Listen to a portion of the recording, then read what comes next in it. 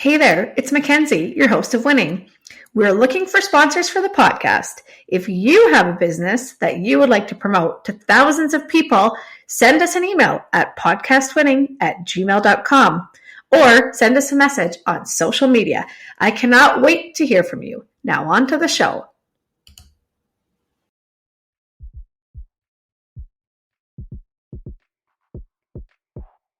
Winning is your guide to making it in business. Join our award-winning host and entrepreneur, Mackenzie Kilshaw, and special guests in casual conversations that will educate and inspire you on your business journey. Winning will help you learn the hard lessons the easy way with guidance from celebrated entrepreneurs and business leaders. It's fun. It's informative. It's winning. Hello and welcome to Winning. I am your host, Mackenzie Kilshaw, and today's guest is Murad Al-Katib. How are you, Murad? Great, Mackenzie. Great to see you. Awesome. You too. It's great to have you on. I have actually known Murad since I was a kid. We lived in towns kind of side by side. I was from Davidson, or Kennison. He was from Davidson. And so I feel like I've known you my whole life. But just going through your bio and all of your business stuff, I'm always amazed by you. I'll just start with saying that. Thanks. Just a guy from Davidson, though. Just a guy from Davidson, yeah. Well, Murad is the president, CEO, and board member of AGT Food and Ingredients, Inc. So AGT is an international agri-food commodity trading business. Murad's a financial thinker. He founded AGT in 2001. So actually, you've been going at this for a long time. Yeah. So it was a Canadian startup, and now it's a global multi-billion-dollar value added with Pulse Staple Foods and Ingredients Company. And Murad, I have to say, your list of awards and achievements is outstanding. I'm going to just go through a few of them, few highlights. So 2020 Globe and Mail Innovator CEO of the Year, 2017, the EY World Entrepreneur of the Year, which to me, that is just amazing. He was in Profit Guide Magazine's 30 Most Fabulous Entrepreneurs of the Past 30 Years, Globe and Mail's Canada Top 40 Under 40. Honestly, the list is extensive. So, wow. Thank you for being on. Just a guy from Davidson. Davidson. Well, that's something I can say because I know you. But if you don't know Murad, even if you saw you and introduced yourself, said hello, you are just a normal person. And this list, you could have a very big ego, and you don't. So, well, Mackenzie, I think that's a big part of entrepreneurial success in business is not forgetting the values that got you there, and again, the whole foundation of my company and of my entrepreneurial journey has been community. It's been, rural Saskatchewan. It's been, opportunities for families. And, if you have those strongly in your belief system, then you don't change. I mean, at the end of the day, that's just who you are. So anyway, happy to be here with you to chat a bit about the journey. Yeah, that is so true. And I think it's really important that when you make all of your business decisions and live your life based on those strong values, you are, I don't want to say just the guy from Davidson, but you're still that person, right? And I mean, far too often people, listen, I always say that it's important for entrepreneurs to, there's a difference between having passion for your business and falling in love with your business. Yes. And, again, and what I mean by that is, you can't always believe the story you're telling.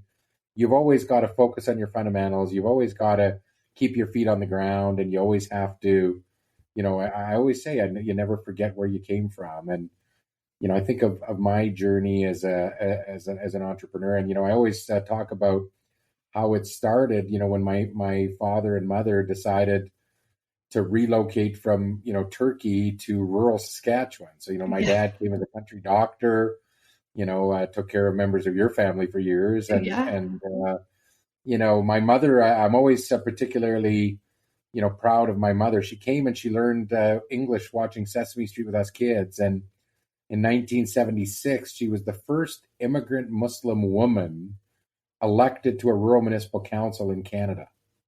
That's you amazing. think about that, the Aram of Wilner in rural Saskatchewan electing a Muslim woman in 1976, she served 27 years as an RM counselor. And, those fundamentals of, jobs on Main Street, agriculture, those were foundational to the discussions that I grew up with. My mom was the mayor of our community. Mackenzie, your dad was very involved in regional development and politics in our region. My mom and dad knew your dad really well. I mean, this was community leaders that raised families, and agriculture was at the center of all that. So true. So that's kind of been the foundation of, what I say. I caught the ag bug when I was growing up in Davidson, and from that, it's been pretty rewarding to be a part of growing and transforming agriculture in Saskatchewan. It is. And I think, when you're growing up in a small town, I don't think you really say, I'm going to, be a global entrepreneur and I'm going to, get these accolades and everything. Those come along with it, but that wasn't what you were striving to do. No, you know what? It was all about communities and it was all about opportunities. And, agriculture, when I was a kid growing up, every third or fourth field was summer fallow. Yes. The bet that I made as a young entrepreneur was that the summer fallow acres would convert to legumes, so that lentils and peas and chickpeas and beans would, fix nitrogen in the soil and be the crop that farmers would go to so they could get back to growing their wheat and their canola. Yep. So instead of just leaving it to summer fallow, they'd plant that lentil. And that was the foundation for the business plan. And, you certainly don't. I mean, I remember sitting in Monte Carlo in Monaco, and I was at the EY World Entrepreneur of the Year. And, I was competing against 52 country winners from around the world. So this is like the entrepreneurial Olympics. And you go there and you really don't even know whether you've won or not. You compete. You go and you appear in front of judges. The judges even evaluate you at events that they host on how you interact with people. They asked my 15-year-old kids what kind of a dad I was at home. Those are the kind of intense. I'm sitting there, and Bill Marriott Jr. is one of my competitors, the founder of the Marriott hotel chain. Everybody thought he was going to win. Yeah. And when they announced my name, it was Canada's 125th anniversary. It was a real proud moment to be a Canadian. I mean, the only Canadian who ever won that award was Guy Laliberte from Cirque du Soleil. And so that kind of, puts it in perspective. You come from a little community like Davidson and you end up in that. I was talking to a person, you and I know very well, a friend of ours named Chad Allen. And, we were musing about how Davidson has, 3 World Junior Hockey Championship gold medals. Yeah. And the World Entrepreneur of the Year. That's not bad for a little community of 1,200 people, right? Exactly. That's Canadians' proudest moments right there.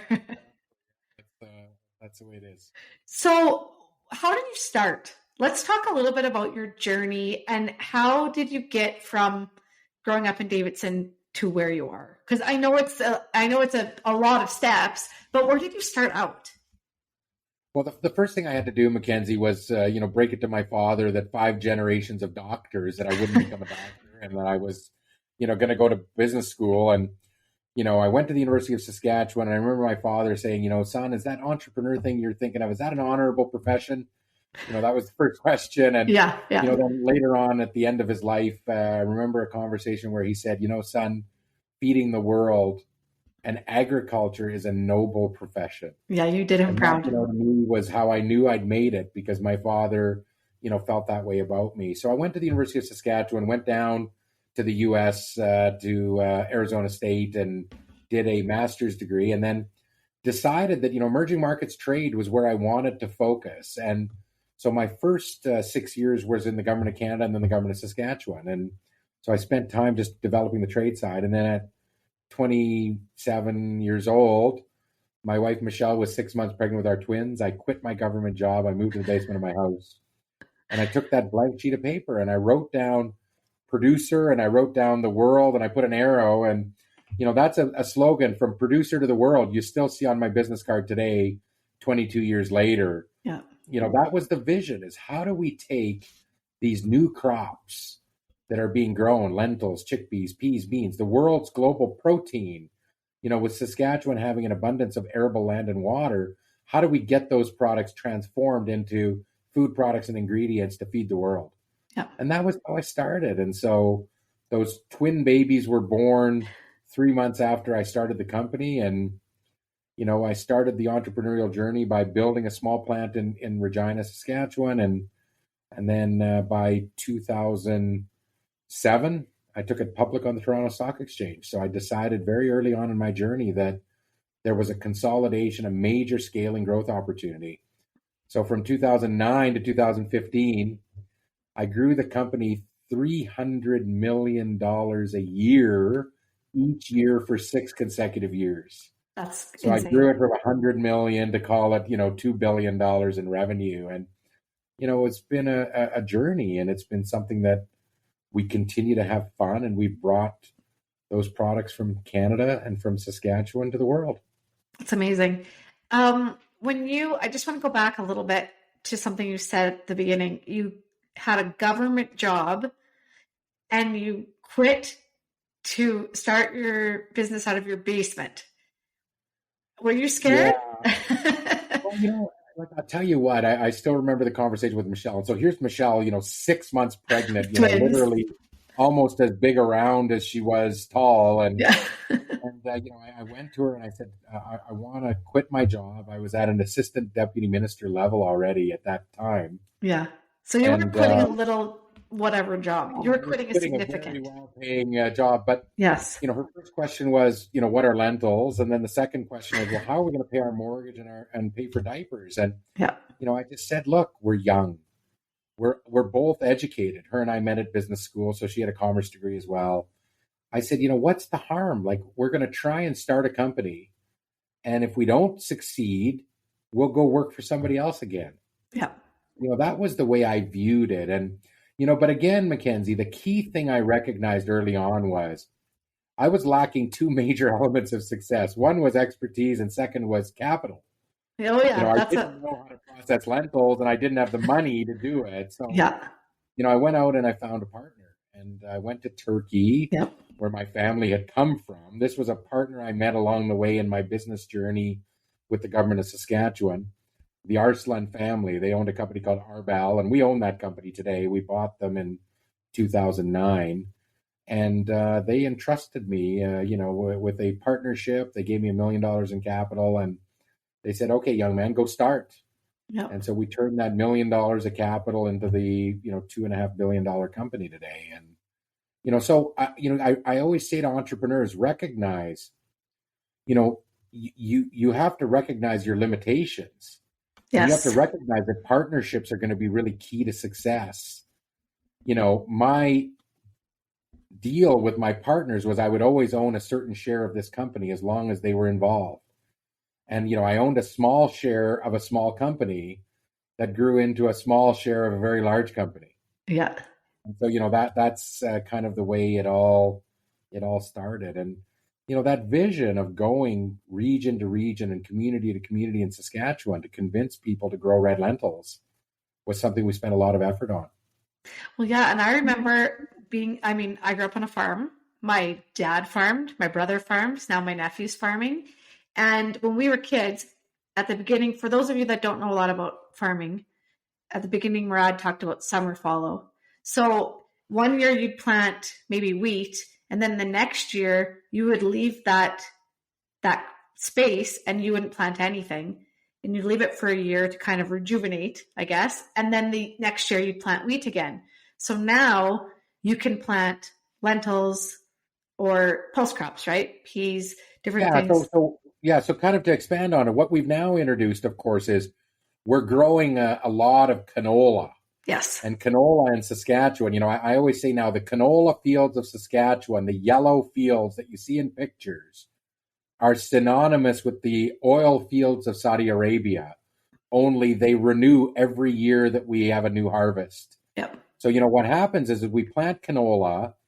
Canola requires a lot of nitrogen fertilizer. It requires a lot of inputs, and it depletes the nutrients in the soil. So what happens after we grow canola is we do leave it to pulses. So we put the lentils and peas in. That fixes the nitrogen in the soil. It allows the nutrients to replenish themselves. And then we go back to the wheat. And then we go to canola. And then we go to pulses. So instead of summer fallow, we continuous crop. We don't get to miss that season. Yeah. I mean, when we were kids, Mackenzie, every third or fourth year, the farmer had the cost of tillage, spraying, all the labor, all the equipment depreciation, and no revenue unless the government gave them a subsidy for leaving it. Yes. Because they had to leave it. Otherwise, they couldn't keep growing because the soil needed natural replenishment. Legumes have been a game changer, and they've become a multi-billion-dollar industry. Yeah. And I remember that, like having wheat. My dad had lots of wheat and barley. This is like 80s and probably early 90s. And then the next year, there's just nothing there. And you didn't realize that as a kid, like what a lost opportunity for revenue right there. And what you have done now for the farmers here is life-changing because now they have revenue every year. Yeah, and that rotation of pulses was not part of the Canadian Wheat Board. So the farmers were able to control their cash flow. Yeah. So it was a cash crop for them. And anyway, it's worked out very, very well. And, the prediction was, even at the original business plan, let's just look at the fundamentals here. In the next 40 years, the UNFAO quantifies that we have to grow in the world the same amount of food in the next 40 years that we grew in the last 10,000 years of civilization. Right? If you look at 9.8 billion people by 2050, and you look at middle incomes in Asia at $33 trillion by 2030, the global race to protein is on. Yeah. As people get wealthier, they consume more protein.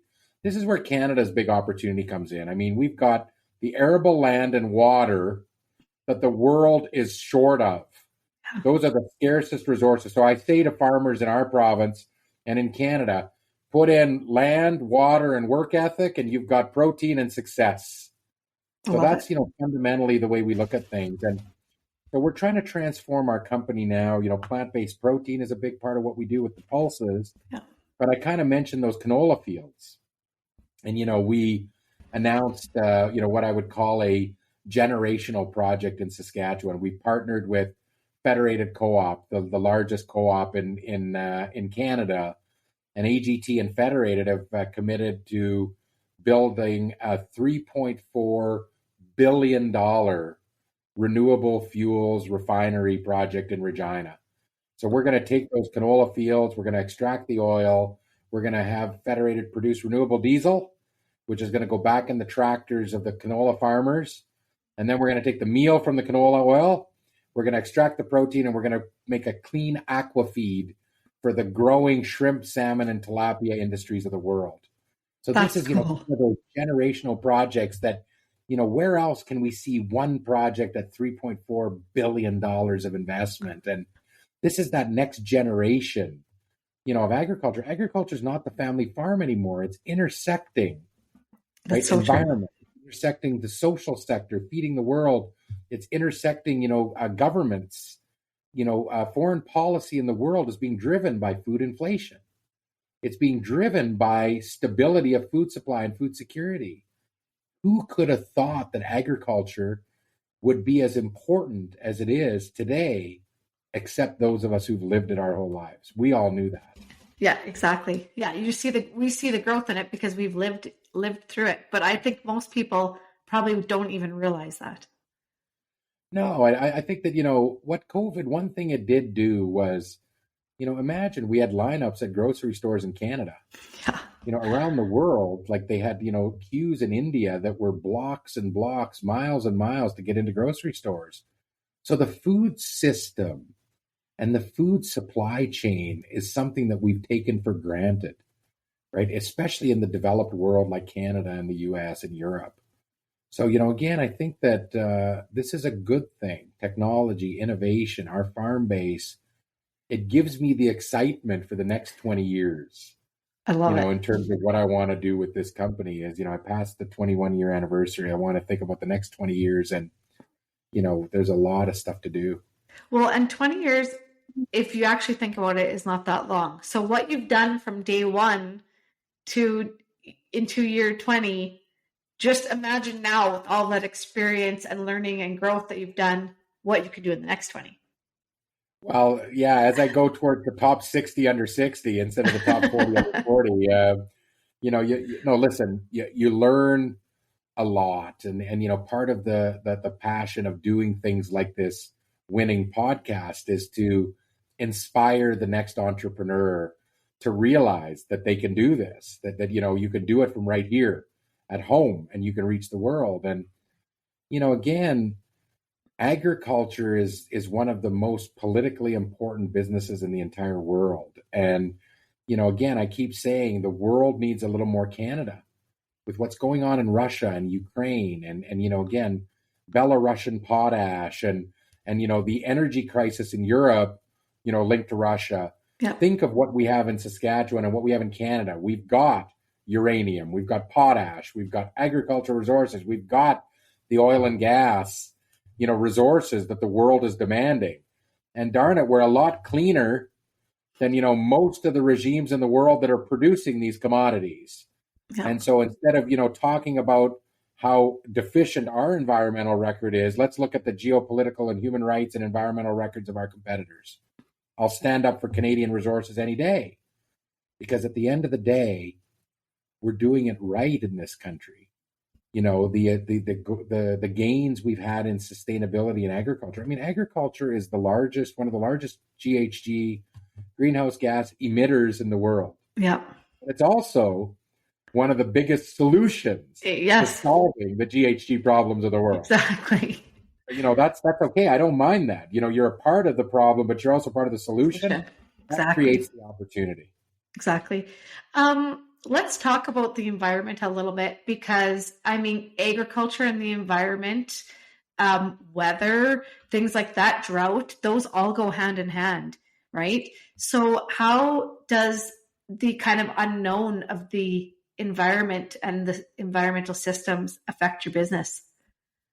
Well, listen, we've got to recognize that, climate change is a reality. I mean, anyone who's, saying it's not happening, in my mind, is not, looking at the true science. And now, on the other hand, there's ebbs and flows. I mean, you have to take it for where you are. So by no means am I a climate change denier. But in Western Canada, the effect that we're seeing is both positive and negative. The positive is that our growing season is getting a little bit longer. I mean, when we were kids, Mackenzie, growing up, you're much younger than I am, but, ultimately we were about 112 frost-free days per year. Imagine, that's it, 112 days frost-free. Today, we're probably about 118 to 119 days frost-free. So those extra 7 or 8 days makes a big difference on that August, September frost risk for our farmers. Yeah, harvest. So, there's that side of it. But what we are seeing is a lot more volatility. I mean, a drought in 2021 in Western Canada was the worst drought in 52 years, right? If we look at the floods that we saw, and the land floods that were, evident all throughout Western Canada in 2013, 2014, in that region and period, these are all volatility in climate. How we try and combat that is we are all over the world. I mean, we've got now Southern Hemisphere production, so we've got Australia, we've got Malawi, Mozambique, Tanzania, Kenya, Kazakhstan, Turkey, the U.S., Northern Tier states. So if we look at our acreage and the crops that we touch, you're dealing all the way from, the southern part of North Dakota and Montana, all the way up to the northern part of Alberta and all the way to the southern part of Manitoba. I mean, that's a big growing region. Yeah, it is. And so from that perspective, we try and do that, and we diversify our origins around the world, and then we add value. I mean, as you add value to crops, you are able to deal with all kinds of quality. So, the more you add value, the more you're getting yourself away from commodities. That's been kind of the philosophy we've had. Yeah. And I think too, that goes for, someone listening to this and saying, well, I'm not in the agriculture field, but just showing you what diversification can do for your business, right? You can mitigate those risks. I mean, for us, I mean, the transformation in our business over the last 7 or 8 years has really been to move closer to retail and the customer. Yeah. So, if you look at, we're not the brand you'll see on the shelf, but almost every brand that would sell lentils and peas and chickpeas and ingredients made from that likely has some sort of connection back to my factory somewhere in the world. Yeah, that's so, we're a B2B supplier. That's the strategy. And in addition to that, we do have a consumer brand business, which is now probably in the range of about $300 million a year.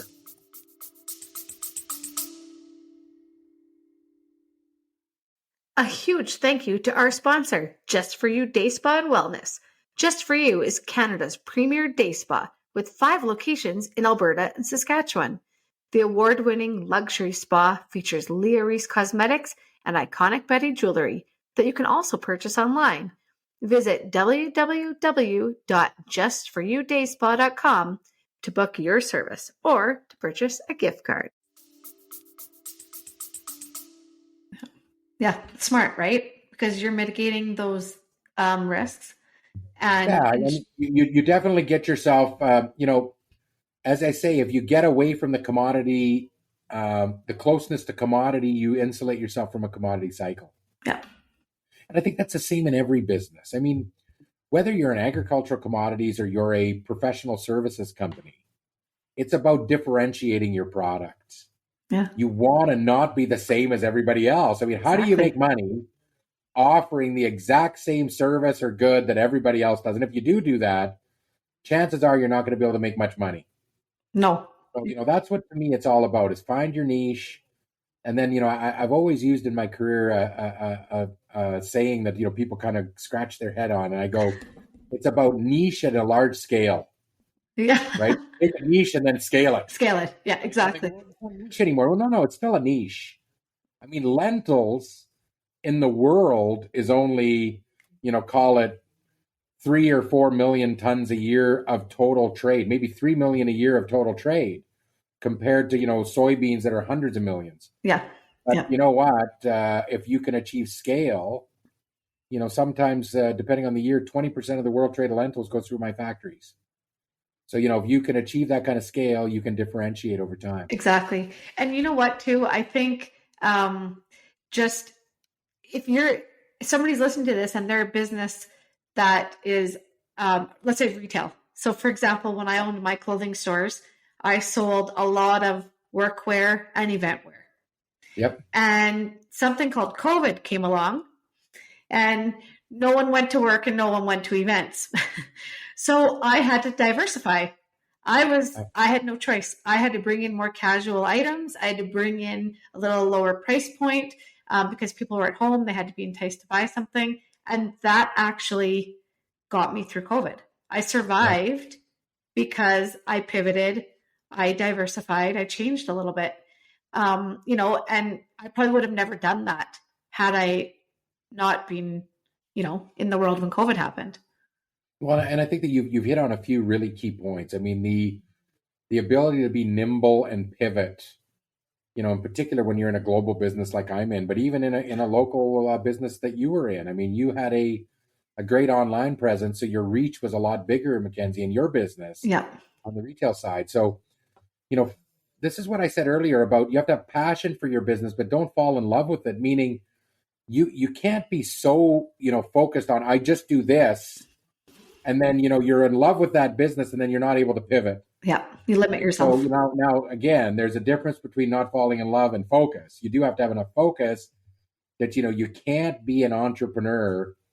Actually, let me take a step back. There's entrepreneurs that can, idea and build just to a certain point, but then they can never scale anything. Yeah.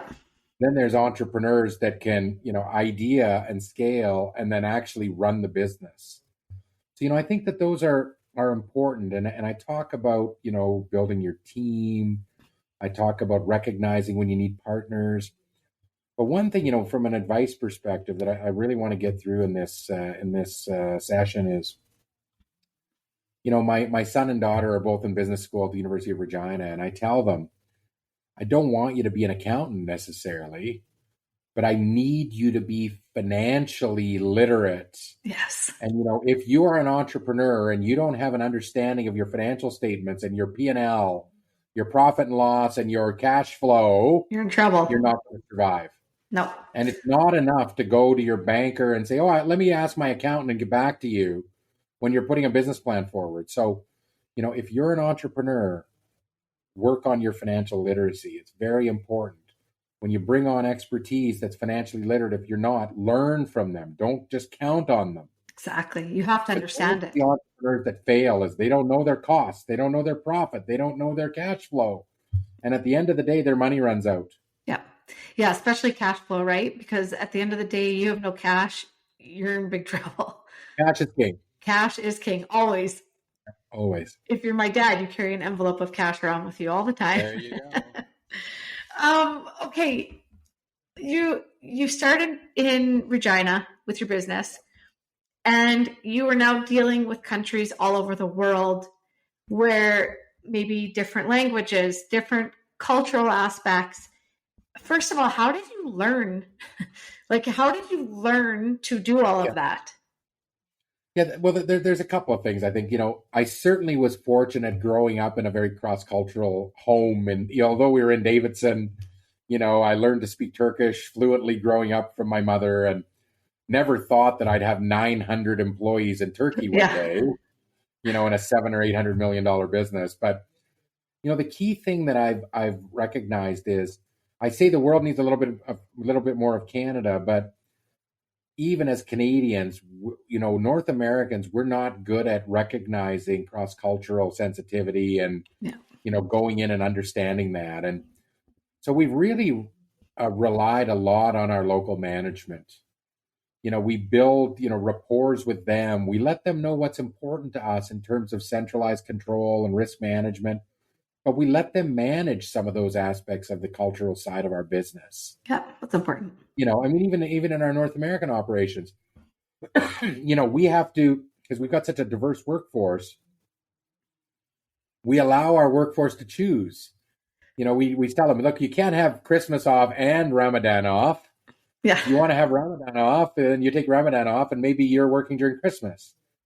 But we have that sensitivity to their religious holidays, to their traditions and cultures. And I think that that's been very important part of building our corporate culture.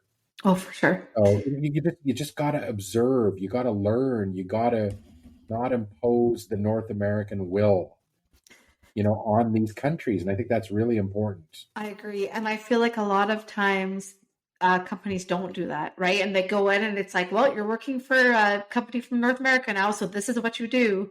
And that's never going to work.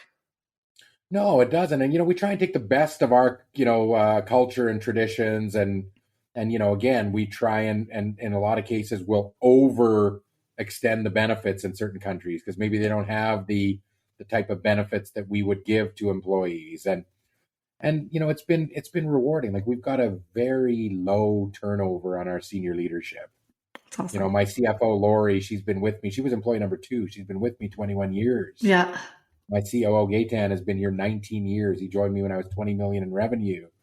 And, now it's, 2.5 billion. So, if I look at my first 10 employees, 7 of my first 10 employees are still with me 21 years later.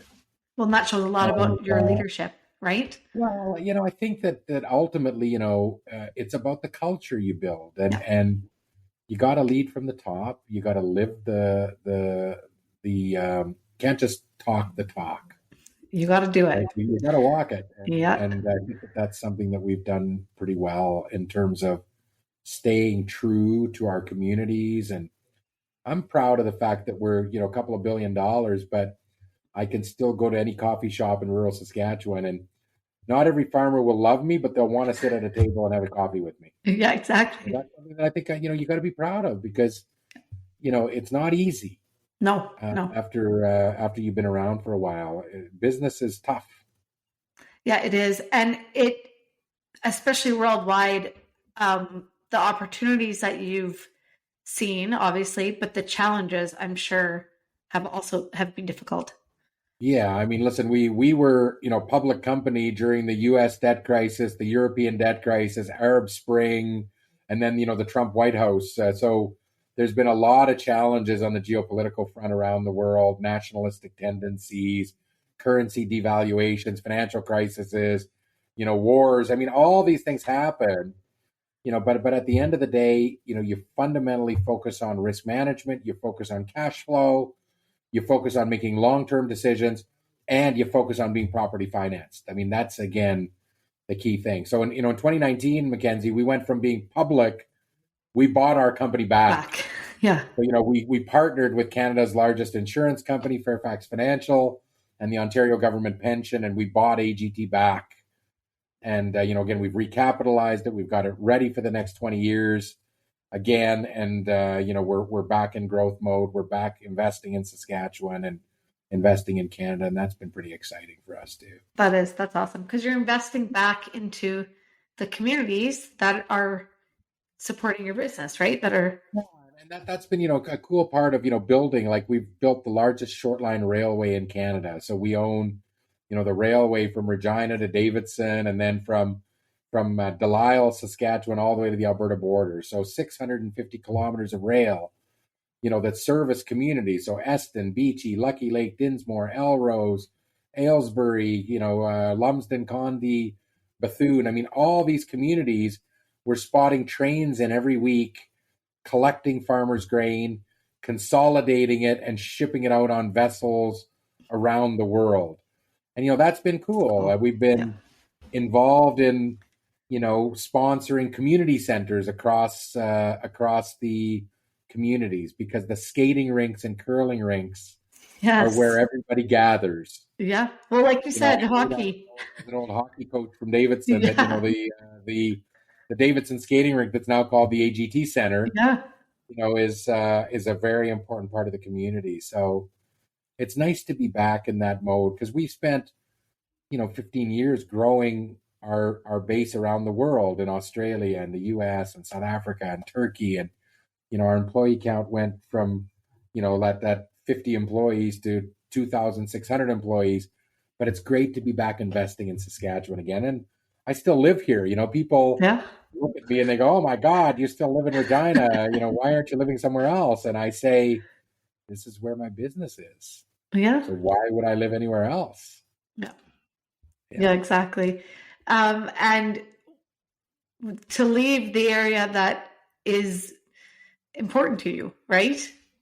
Yeah. I mean, listen, I try and be balanced when I'm around the world, but I have a Saskatchewan heart, and, I certainly am proud of what we've done in this province over the last, couple of decades, as the business in this province. I mean, we went from the province where people would fly over and not even think about us to being a major driving force in the economy of Canada. And I think that is important, that the resiliency of the Saskatchewan economy, with the balance of oil and gas and potash and uranium and agriculture and the tech industries and, all the things that we have going for us in manufacturing, I think ultimately gives us resiliency that other jurisdictions don't have.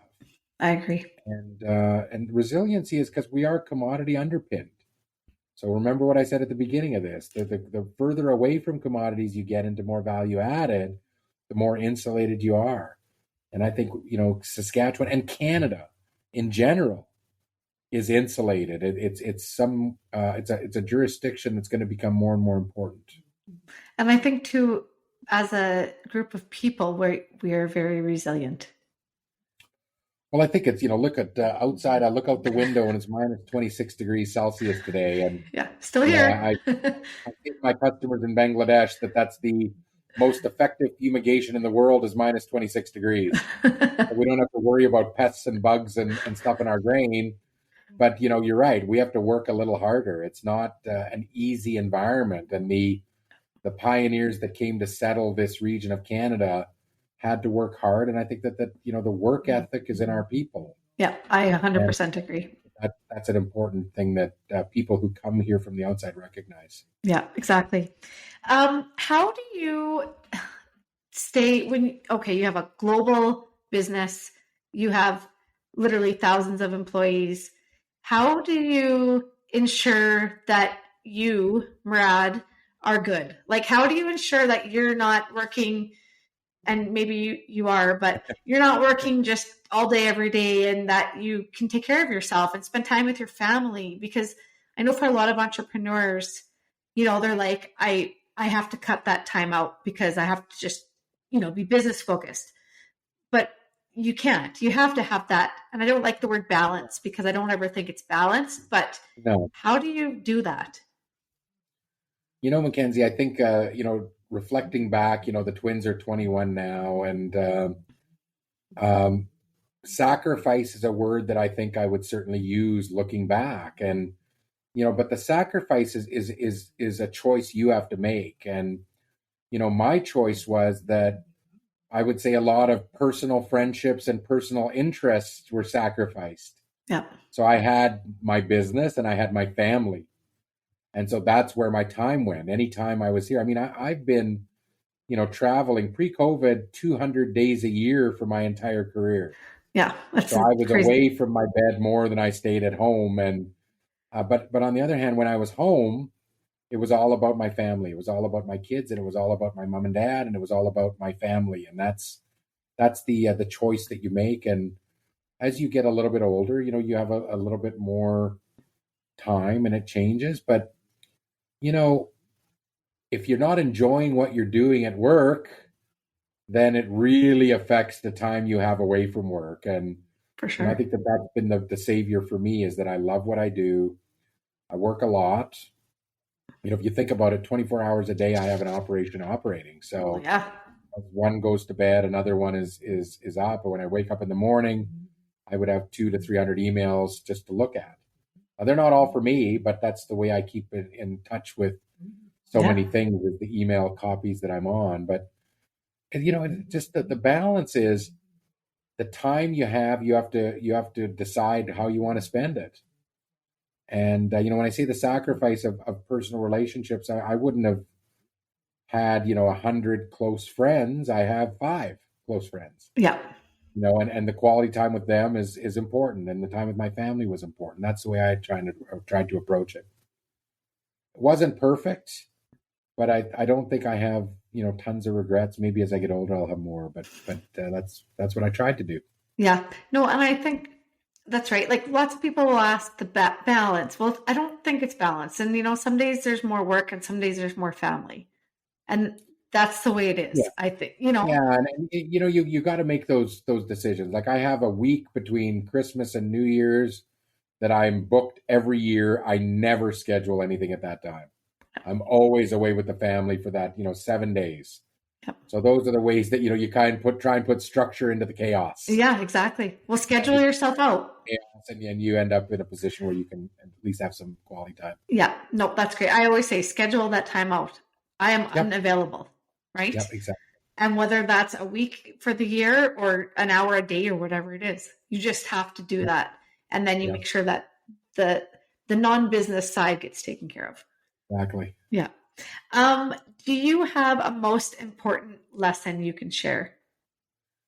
Yeah, you know what? I would say that early in my career, in my real enthusiasm and vigor, I thought that I could take, any company, I could turn it around and I could make it successful. I was Superman. And I realized that early on that, a better strategy for me was to take good companies and make them great, not to take any company and turn it around. Yeah. Most of the time there's a fundamental reason why companies are failing. And so, again, I lost a few $1 million when I didn't have a few million to lose, early on. And that just made things really tight. Yeah. I think that's probably one of them. The second lesson I would say is you can never fall in love with an acquisition target neither. I always tried to let the acquisition target know that, if it didn't work out, either I wouldn't go into the business or I'd build right next door to them. Yeah. It's up to them. One way or the other. Yeah. At the end of the day, I was going to do what I wanted to do. Yeah. So, that saved me early on too. And that I don't think I dramatically overpaid. I did 16 acquisitions in 6 years in 5 continents. Whoa. Right. And, we integrated those in and it was a combination of greenfield builds and acquisitions. And, as I refined that strategy, Mackenzie, most of them were clients or competitors that we knew well. Yeah. So that was the strategy to kind of refine it. Take good companies, provide the corporate infrastructure, make them great, and then integrate them. Yeah. That's a great way. I mean, I can say that's how you grew, right? Yeah, it was a combination of all those things. I Yeah. mean, again, growing 300 million a year for 6 years in a row, we certainly couldn't do it all organically. We had to put companies together and consolidate and scale, and that's what we did. And then just one last thing, I said it already, financial skills. Yes. Don't, I mean, that's really important. When I look back at my studies, I didn't choose the sexiest areas. I chose corporate financial reporting. I chose, studying U.S. GAAP, generally accepted accounting principles. Yep. Those were important things. I didn't want to be an accountant, but I wanted to understand financial statements, and that's been a massive part of what I do. Well, and the saying that they always say, right? If you can't manage $1,000, you can't manage 10,000, 100,000, a million, right? You need to be able to know what's going on. For sure, Yeah. 100%. Is there anything you wish you had known?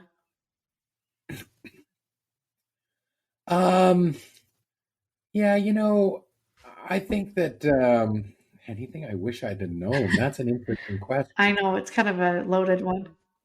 Yeah, I think that early on, I think that recognizing this trajectory on plant-based protein, I think I recognize it earlier than most, but the trajectory that's going on now, I wish I'd have started on it even earlier. So I think that's probably one loss. It's not a lost opportunity; just it's taking a long time. Yep. I think that I wish I'd have known. I don't know. Those are important business lessons that I think about. I wish I'd have known. To me, I just didn't know how important governments could be in our business, right? The pandemic threw us all on our ear. Yeah. Right. That's one that, I reflect back on. And I think that, all of us, no one believed that the pandemic would be what it was. And, in our business, it was actually, we boomed during the pandemic because people were eating staple foods. Yes. But, I wish I'd have been even more prepared. Yeah. Well, and sometimes you don't know what you don't know. I mean, no one could have ever predicted that, right? Exactly. Yeah. Thank you, Murad. I really appreciate this. I'm sure that people are going to have questions for you or want to learn more. And I know that you're on both Facebook and Twitter. So I will put your handles on and on our social media for people to find you. But I just want to say a huge thank you. I appreciate you taking the time. I know you're a busy guy. And for you to do this so that we can help some other entrepreneurs along the way is really special. So thank you very much. Thanks, Mackenzie. And thanks for doing the Winning Podcast. We appreciate you too. Thank you so much. Thanks everybody for listening. We'll see you on the next episode. Thanks for listening to Winning. Be sure to subscribe to get all of our new episodes. If you enjoyed this episode and you'd like to help support the podcast, please share it with others. Post about it on social media and leave a rating and review wherever you listen to Winning. To catch all of the latest from us, you can follow Winning Podcast on Instagram at winning_podcast, Facebook at Winning Podcast, and on Twitter at Winning Pod. Winning was created and is produced by me, Mackenzie Kilshaw. Music created by Summer Furby. Editing by Seth Armstrong. Special thanks to Shauna Foster for voicing our opening. And of course, a huge thank you to this episode's guest. Thanks again for listening, and I'll see you on the next episode.